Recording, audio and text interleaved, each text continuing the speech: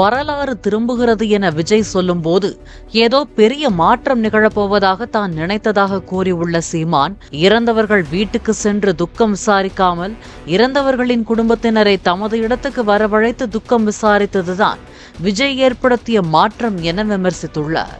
வரலாறு திரும்புகிறது அப்படின்னா நான் கூட வேற ஏதோ ஒரு பெரிய ரூலிஷன் சேஞ்ச், பெரிய புரட்சிகர மாற்றம் வரப்போகுதுன்னு ஒண்ணு இல்ல.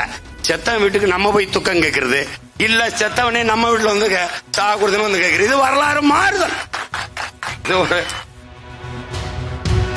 திரும்புகிறது அப்படின்னா நான் கூட வேற ஏதோ ஒரு பெரிய ரூலிஷன் சேஞ்ச், பெரிய புரட்சிகர மாற்றம் வரப்போகுதுன்னு ஒண்ணு இல்ல. செத்தவன் வீட்டுக்கு நம்ம போய் துக்கம் கேட்கறது இல்ல, செத்தவனே நம்ம வீட்டுல வந்து சாகுறதுன்னு வந்து கேட்கறது, இது வரலாறு மாறுதல்.